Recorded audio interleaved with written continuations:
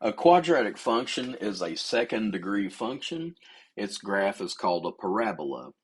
Let's use some values of x to get an idea of what the graphs will look like. So I take my function y equals x squared, and I set up a t-table where I specifically pick out different values of x. This function is defined for any value of x. The value of y associated with it is when you square the x value. -2 times itself is 4. -1 times itself is 1. And you complete your table that way. Take each number in the x column, square it. Whatever your answer is the y value that you pair up. Each row of your table is an ordered pair that goes on your graph. So let's take our table, and I'm going to blow us up just a little bit. -2, 4, -1, 1, 0, 0, +1, 1, +2, 4, and in class we did one extra point. 3 squared is 9, so 3, 9 is another point on your graph. When you connect these dots with a smooth curve, you get a parabola. The bottom of the parabola is called a vertex, and it's located at the origin.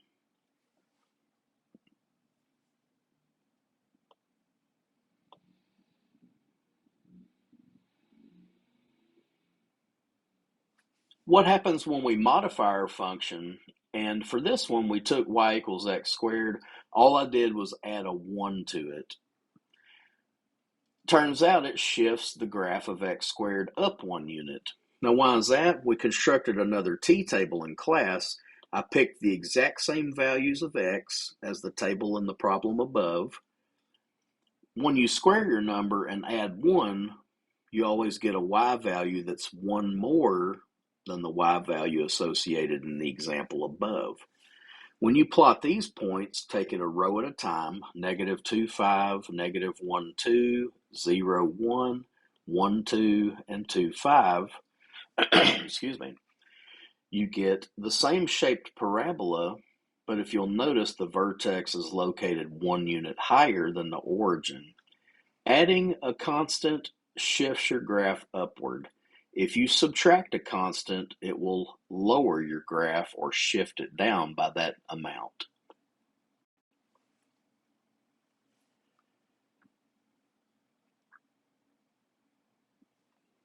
Let's check out another modification.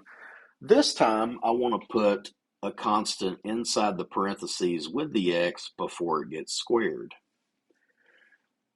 T-table, same values of x. When you slowly plug them in, -2 minus 1 is -3, squared is 9. Move to your next row, -1 minus 1 is -2, squared is 4. 0 minus 1, squared is 1. 1 minus 1 is 0, squared is 0. 2 minus 1 is 1 squared, that's 1. And then we did one extra row.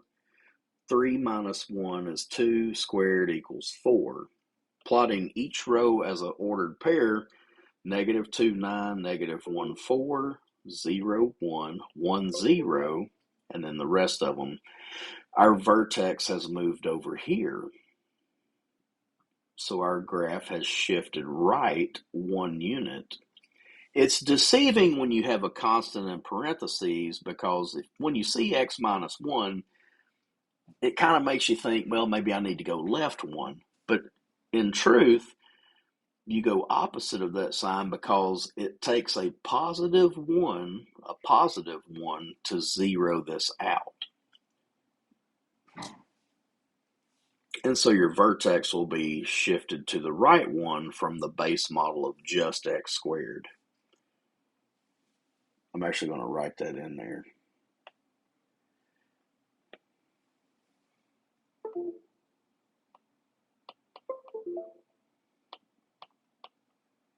Right 1 unit. There we go.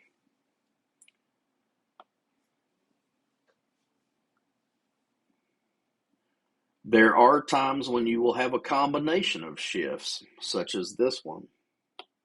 Now, I borrowed the two combinations, well, the two examples we previously looked at. I just smashed them all together in one problem.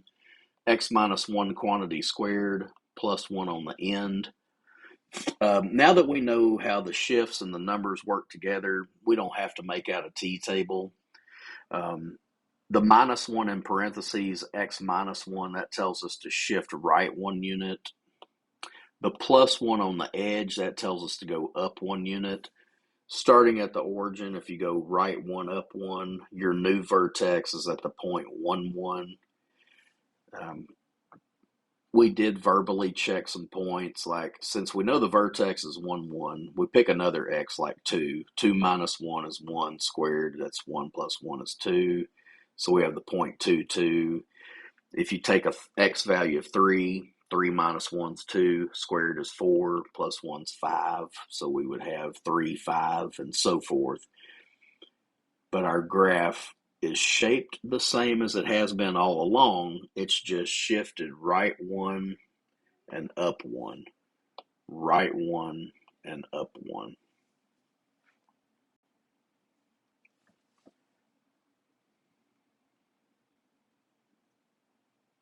The point where the parabola changes direction is called a vertex. A quadratic function in standard form, y equals x minus h squared plus k, will have a vertex located at the point hk. I do want to point out, remember that if your constant is in the parentheses with x, the shift is opposite of the sign in the parentheses. So if you see a minus h, the vertex will actually be at a positive h for its x coordinate. Any constant on the end, whether it's added or subtracted, that number you can just copy as your y coordinate of the vertex. So just be aware that you'll have opposite and same as far as your vertex goes. The axis of symmetry is sort of like our spine or backbone. It goes right down the middle of our bodies. Same thing's true with these parabolas. X equals h is the axis of symmetry for a parabola. And then if you let y be 0 and solve this side for x, you should get two answers, and those are going to be your x-intercepts.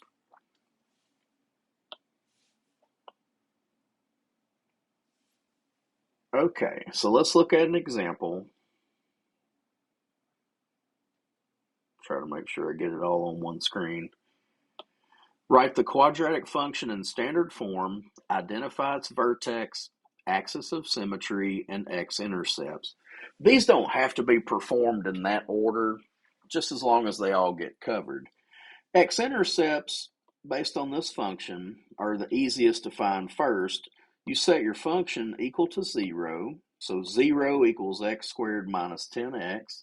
That's a quadratic equation, which we can solve by factoring.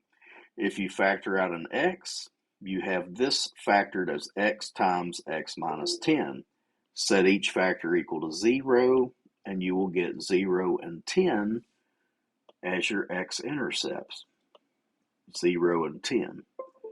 Now, in order to write the quadratic function in standard form, which is that y equals parentheses x minus h quantity squared plus k, I know it's a lot of wording, but anyway, the formula at the top of the page, you perform by completing the square, which is a skill we learned in some previous videos. You take half of the number in front of x, half of negative 10 is negative 5. You square that result, negative 5 squared is 25. That perfect square you add to both sides of your equation. The right side will factor as x minus 5 twice. Solving the left side for your function again, you subtract 25, so we have x minus 5 squared minus 25, and then from the formula at the top half of the page, your vertex is opposite, which is 5, comma, same, negative 25. The vertex is the bottom of your graph where it changes direction. So our vertex is at 5, negative 25. Our x-intercepts are at 0, 10. And due to symmetry, we know that our graph must look symmetrical where the vertex is the halfway, the vertex, it actually is halfway between your x-intercepts, but it is the bend in the road. The first number out of your vertex, or the solution to your parentheses being squared, is x equals 5. That's your axis of symmetry. If you were to sketch a vertical line x equals 5, it would go right down the middle of your parabola.